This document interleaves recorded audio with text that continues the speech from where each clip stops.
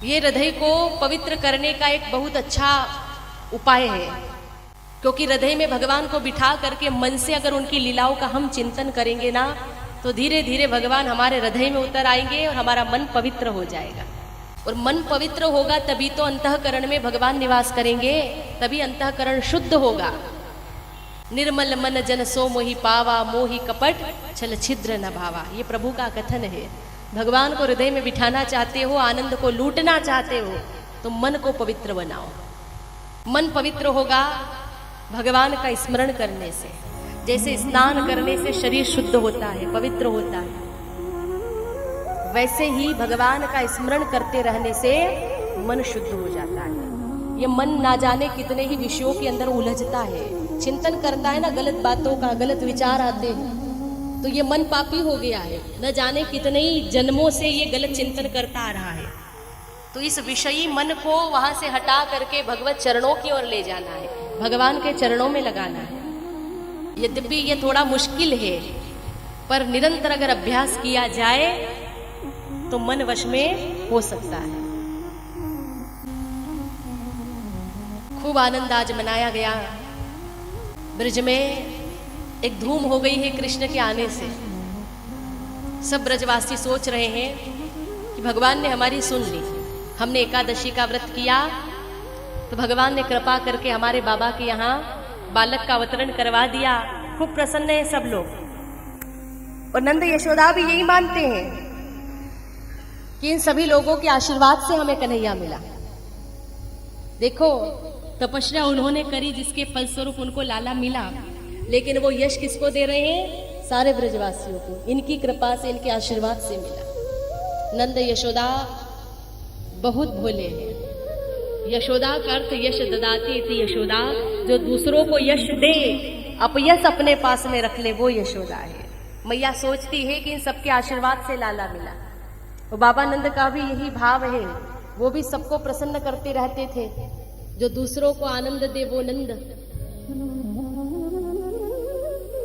और इसीलिए उनके घर भगवान सर्वेश्वर आए हैं। आपका भी जीवन अगर ऐसा होगा, आप दूसरों को यश प्रदान करोगे, दूसरों को आनंद दोगे, आपके कारण अगर किसी के जीवन में खुशियां आएगी, प्रसन्नता आएगी, तो भगवान भी आप पर प्रसन्न हो जाएंगे।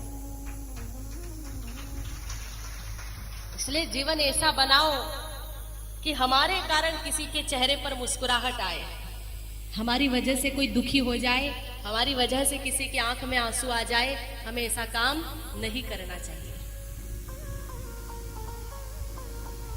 इस प्रसंग से सीखो, नंद यशोदा कितने भोले हैं, उनके हृदय में भगवान के प्रति कितना प्रेम है।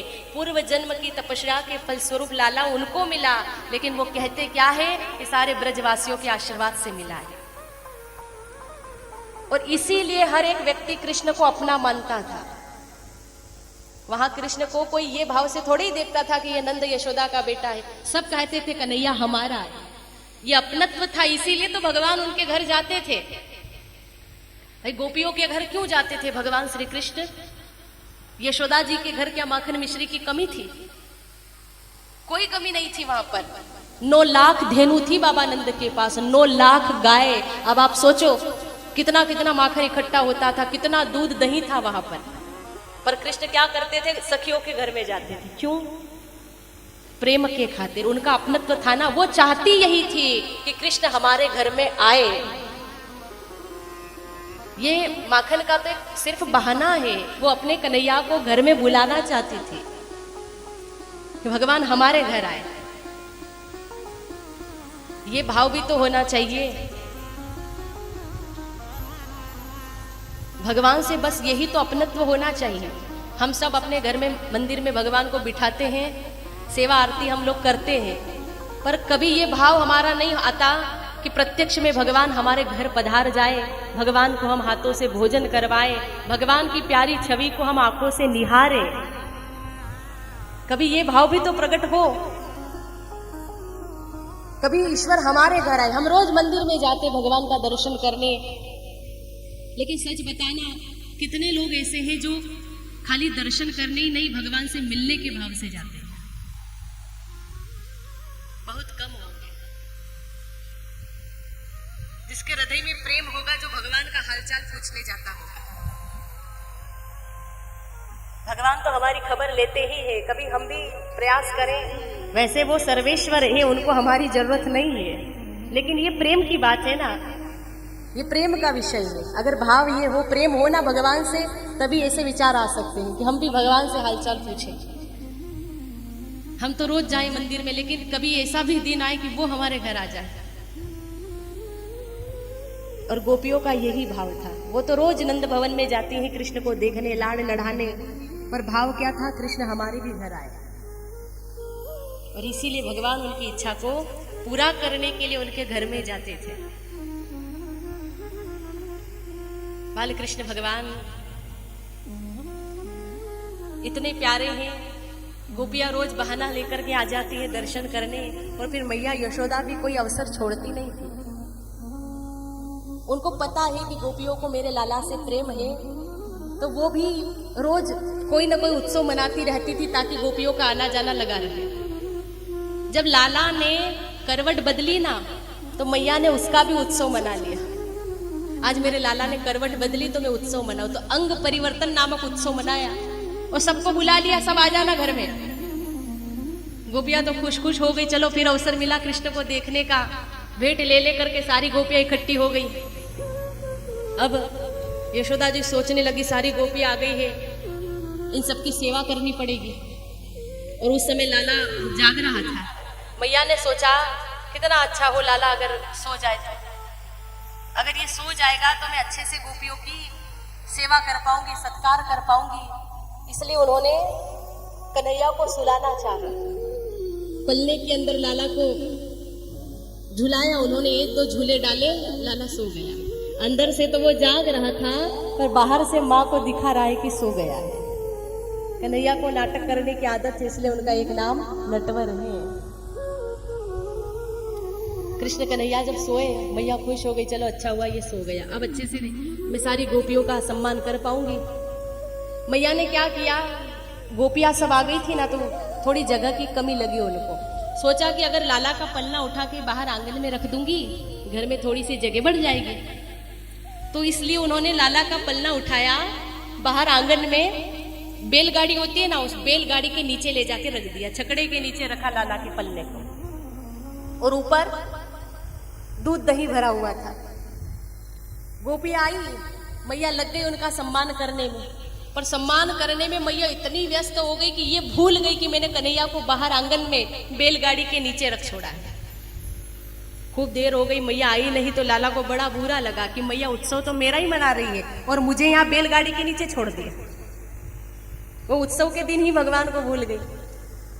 लाला को बड़ा बुरा लगा, वो रोने लगे, पर रोना भी मैया को सुनाई नहीं दिया। रोते रोते देखा कि बैलगाड़ी के ऊपर पूतना का भाई शक्तासुर दैत्य आकर के बैठा है। तो भगवान ने रोते रोते जोर से गाड़ी को लात मारी। लात लगाते ही गाड़ी उल्टी हो गई, दूध दही सब जमीन पर बिखर गया और वो दैत्य भी गाड़ी के नीचे दब के मर गया। भगवान ने उसका उद्धार किया। अब यशोदा मैया ने जो ही आवाज सुनी तो वो भाग करके आई। सब ग्वाल बाल कह रहे हैं, मैया लाला ने ऐसी लात मारी कि गाड़ी उल्टी हो गई। और सबको लग रहा है कि ये तो बच्चे हैं, भला ऐसा हो सकता है कि एक छोटा बच्चा गाड़ी को लात मारे और गाड़ी उल्टी हो जाए? कोई मानने को तैयार नहीं। भगवान श्री कृष्ण ने बाल काल में ऐसी ऐसी लीला करी महाराज, किसी को भरोसा ही नहीं होता था, ऐसी लीला करी भगवान ने। और देखो जिस जिस दैत्य को उन्होंने मारा उसको उत्तम सदगति भी प्रदान करी। जन्म लेते ही उन्होंने पूतना राक्षसी को सदगति प्रदान करी थी। पूतना राक्षसी जिसको कंस ने वहां पर भेज दिया था। जब योग माया के द्वारा कंस को ये पता चला कि मेरे काल का अवतार हो गया, तो उस समय कंस घबरा गया था और उसने मंत्रियों से पूछा कि अब मैं क्या करूं। तो मंत्रियों ने गलत सलाह दे दी। आप एक काम करिए, जितने भी बच्चों का अभी अभी जन्म हुआ है उन सबको मारने का आदेश दे दीजिए। इसमें अगर आपका कोई शत्रु होगा वो भी मार दिया जाएगा। इसलिए उसने पूतना राक्षसी को बुलवाया। वो थी एक राक्षसी। आदेश दे दिया कि तुम जाओ रूप बदल करके और छोटे बच्चों को अपना दूध पिला के मार दो। तो उस दुष्ट राक्षसी ने क्या किया, अपने स्तन पर वो जहर लगा के आई और छोटे छोटे शिशुओं को अपना दूध पिला के मारने लगी। वो गोकुल में यही भाव लेके आई थी कि मैं कृष्ण को दूध पिलाऊं और उनको मौत के घाट उतार दूं, पर ऐसा हुआ नहीं। आई तो थी कृष्ण को मारने और कृष्ण को दूध भी पिलाया, पर श्री कृष्ण भगवान ने खाली दूध ही नहीं पिया, दूध के साथ साथ भगवान ने उसके प्राणों का भी पान कर लिया और उस दुष्ट पूतना को सदगति प्रदान कर दी, उसका उद्धार कर दिया भगवान ने। कृष्ण ने जिसको भी मारा है उनको मोक्ष प्रदान किया। अच्छा, ये पूतना कौन थी? भगवान ने उसको बहुत सुंदर गति दी थी, वो गति दी जो माता यशोदा को उन्होंने दी थी। कारण ये पूतना जो थी ना, ये अपने पिछले जन्म में राजा बलि की बेटी थी। छोटे हैं, प्रयास कर रहे हैं पूंछ पकड़ करके। मैया जब देखती थी ना तो आकर खूब डांटती थी, लाला तो बहुत शरारती हो गया है, गाय तुझे मारेगी। पर फिर भी वो गायों से दूर होना नहीं चाहता था और उनकी सुंदर लीला देख करके माता यशोदा, माता रोहिणी बहुत प्रसन्न होती। बलराम जी थोड़े से बढ़े थे कन्हैया से, भगवान श्री कृष्ण से बलराम जी बढ़े हैं ना, तो बलराम जी को थोड़ी समझ आ गई थी, लेकिन कन्हैया अभी बड़े छोटे हैं। दोनों भाइयों को दोनों माताएं खूब लाड़ लड़ाती थी, तैयार करके बाहर खेलने भेजती थी, लेकिन ये खेलते भी ऐसे थे, इनको मिट्टी से भी इतना प्रेम था। भगवान मिट्टी से लथपथ होकर आते थे, कभी कीचड़ से सन के आते, कभी गौशाला में जाते थे ना तो गोबर में खराब होकर के लौट आते।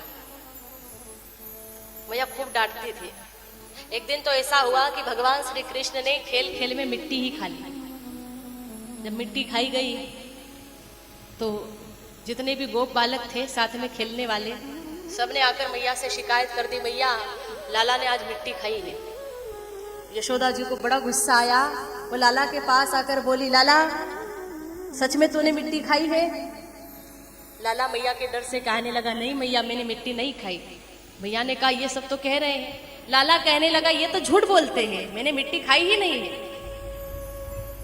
मैया बोली जरा अपना मुंह तो खोल, देखो तो सही मिट्टी खाई या नहीं खाई। माँ ने जैसे ही आदेश दिया लाला ने मुंह खोल दिया। वो तो चाहता ही यही था मैया ऐसा ही कुछ बोले। जैसे ही मुख खोला तो मुख दर्शन के बहाने भगवान श्री कृष्ण ने पूरे ब्रह्मांड का दर्शन यशोदा मैया को अपने मुख के अंदर करवा दिया। बेटे के मुख में वो देख रही कि उसमें पूरा ब्रह्मांड समाया है। सारी लीला दिखा दी भगवान ने अपने मुख के अंदर। यशोदा जी बड़ी भाग्यशाली थी, भगवान की सारी लीलाओं को देख लिया। लेकिन अब हुआ ये, वो लीला देखने के बाद मैया को लग गया कि ये तो भगवान है। मैं तो मानती थी मेरे अपने पुत्र है, खूब लाड़ लड़ाऊंगी, प्रेम करूंगी, गोद में बिठाऊंगी, लेकिन जिसकी गोद में पूरा ब्रह्मांड समाया है उसको मैं क्या गोद में लूं। पहले जैसा वो प्रेम नहीं कर पाई, भगवान को अच्छा नहीं लगा। वो तो प्रेम चाहते हैं ना। भगवान ने सोचा अगर मैया को यही सब ज्ञान रहा तो ये कभी गोद में उठाएगी ही नहीं, ये लाड़ प्यार नहीं करेगी, और मैं प्रेम रस को पाने के लिए यहाँ पर आया हूँ। तो भगवान ने अपनी वैष्णवी योग माया को माँ के हृदय में जा बसने की आज्ञा दी। जैसे ही माया आई, माता यशोदा बनी सारी घटना भूल गई। फिर से कृष्ण को अपना पुत्र मानकर गोद में बिठाकर लाड़ प्यार करने लगी। खूब लाड़ प्यार करती थी वो अपने लाला से। महाराज, वृंदावन के जितने भी जन हैं, भले वो पशु पक्षी ही क्यों ना हो, वृंदावन के वृक्ष ही क्यों ना हो, ये सब कृष्ण को अपना मानते थे। और इनमें आप ये मत मानिए कि ये कोई साधारण वृक्ष है, ये सब पूर्व जन्म के महात्मा है, ऋषि है, तप किया है इन्होंने, तभी इनको भगवान की लीला का दर्शन हुआ है। क्योंकि वृंदावन में वृक्ष के रूप में अवतार लेने की इच्छा बड़े बड़े महात्मा लोग करते हैं। उद्धव जैसे ज्ञानी ने भी इच्छा करी, आगे प्रसंग आएगा। उद्धव भी चाहते थे कि मुझे वृंदावन में जन्म मिल जाए। ये बड़े भाग्यशाली है। इसलिए वहां के सारे वासी सब कुछ भूल कर बस राधे कृष्ण करते रहते थे। खाली गोपियां ही नहीं, गोपियों के जो पति थे, उनके जो बच्चे थे, वो सब, उनके सास ससुर, सब लोग भगवान श्री कृष्ण को अपना मानते थे, क्योंकि ऐसा प्रेम भगवान ने दिया था। ऐसी लगन उनको हरि चरणों से लग गई थी। प्रेम की लगन लगी जिसको, क्या मथुरा क्या काशी रे, गोविंद के गुण गाते फिरते वृंदावन के वासी रे। वो बस भगवान के गुणगान गाते रहते थे, दूसरी कोई बात से उनको लेना देना नहीं था। ये सब खाली हृदय के लोग हैं, सरल हृदय के लोग हैं, और इनकी सरलता से रीझ करके आए हैं भगवान, इनके प्रेम के वशीभूत होकर के आए हैं। देखिए भगवान जो है ना, अपने भक्त के अधीन रहते हैं। प्रभु कहते हैं अहम भक्त पराधीना, मैं मेरे भक्तों के अधीन हूँ।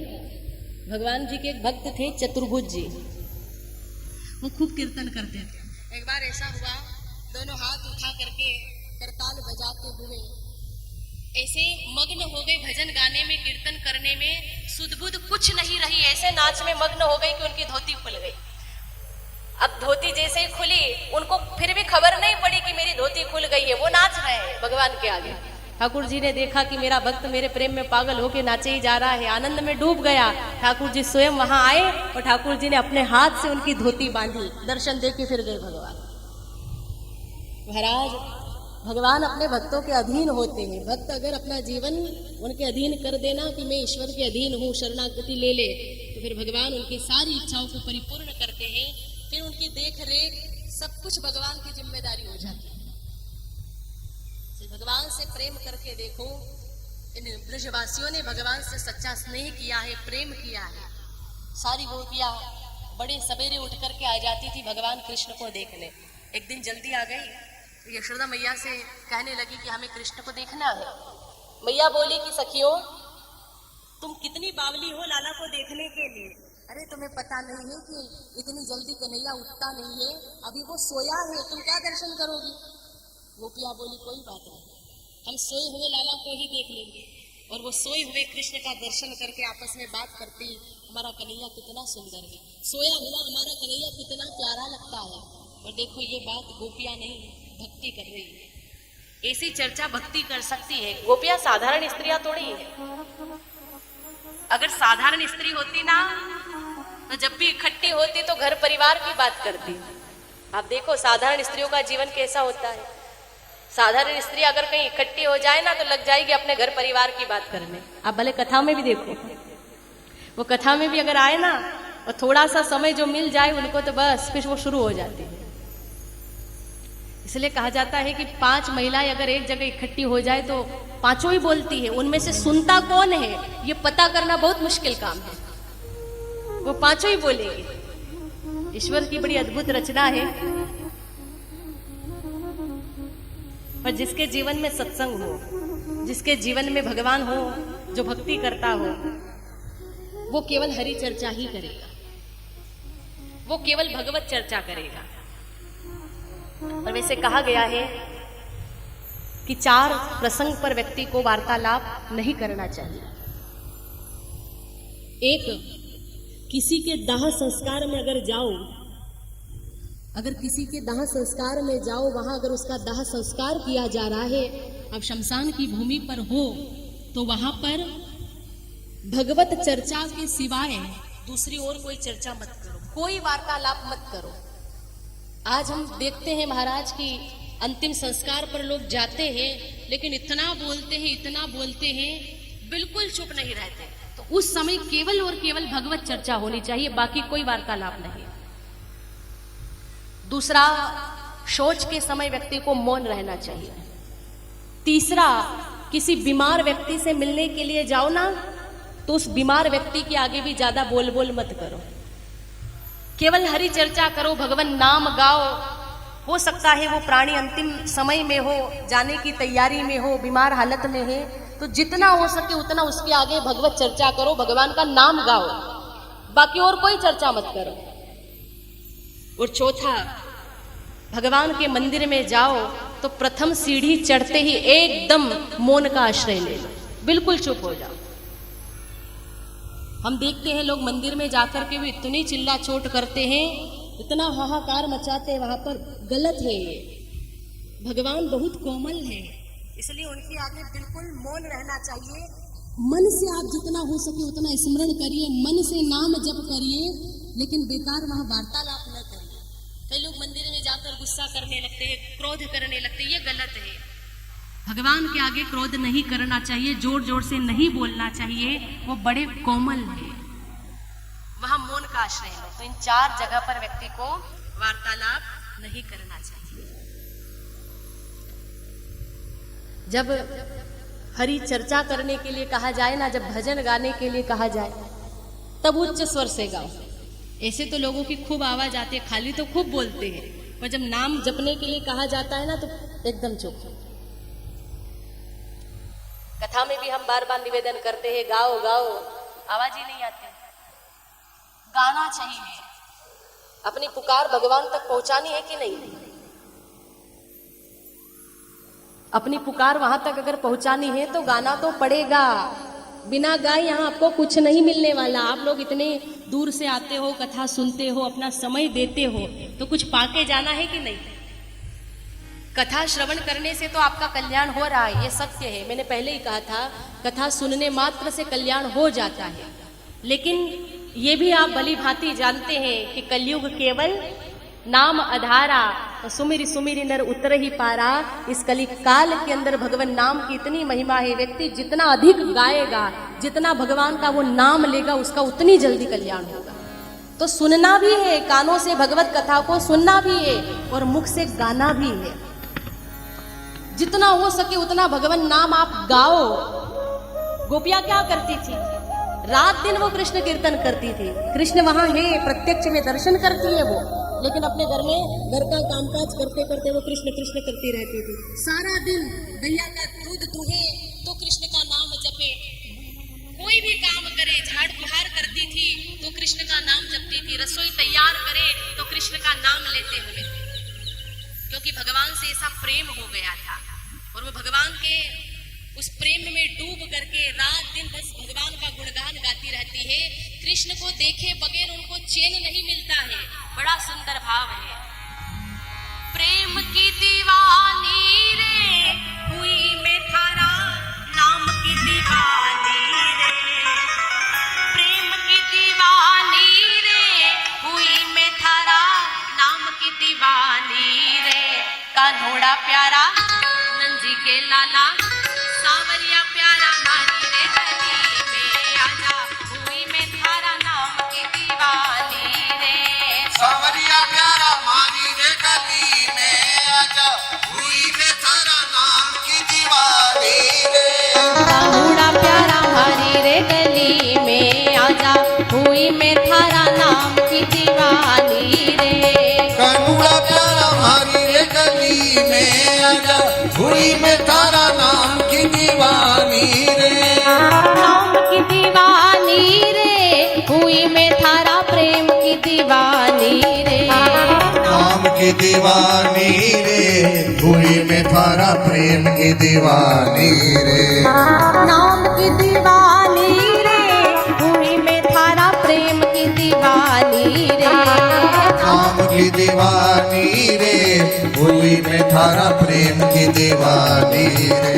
कान्होड़ा प्यारा जय हो, नंजी के लाला, जय हो। सावरिया प्यारा मारी रे गली में आजा, हुई मैं थारा नाम की दीवानी रे। सावरिया प्यारा मारी रे गली में आजा, हुई मैं थारा नाम की दीवानी रे।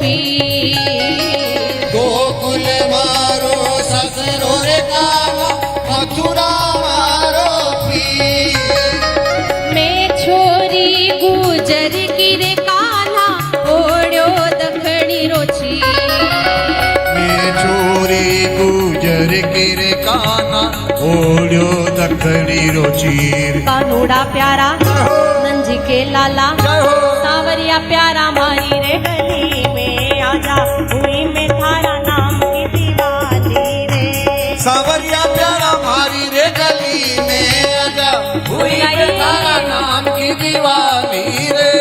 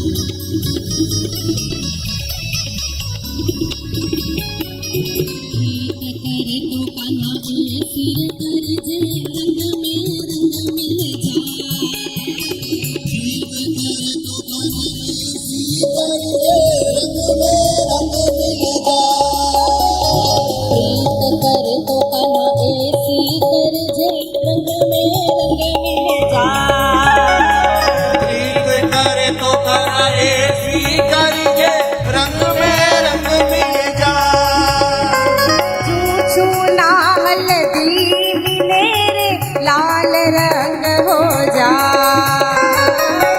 चूना हल्दी मिले रे लाल रंग हो जा। कानूड़ा प्यारा नंजी के लाला सावरिया प्यारा मारी रे गली में आजा हुई में थारा नाम की दीवानी रे। सावरिया प्यारा मारी रे गली में आजा हुई में थारा नाम की दीवानी रे।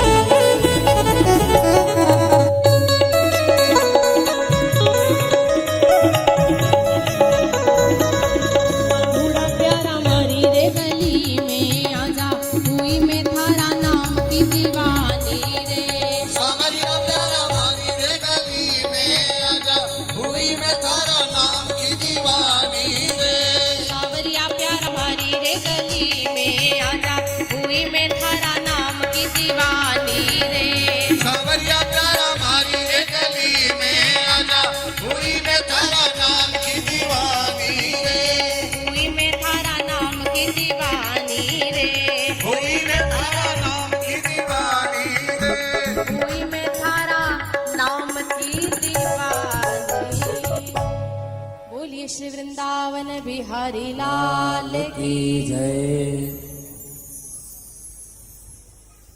गोपियों को भगवान श्री कृष्ण के नाम की ऐसी लगन लगी, ऐसा प्रेम हुआ भगवान श्री कृष्ण से कि एक क्षण भी उनको देखे बगैर रह नहीं पा रही है। नित्य कृष्ण दर्शन करे, नित्य कृष्ण का नाम जप करे, 24 घंटे भगवत स्मरण में लगी रहती थी।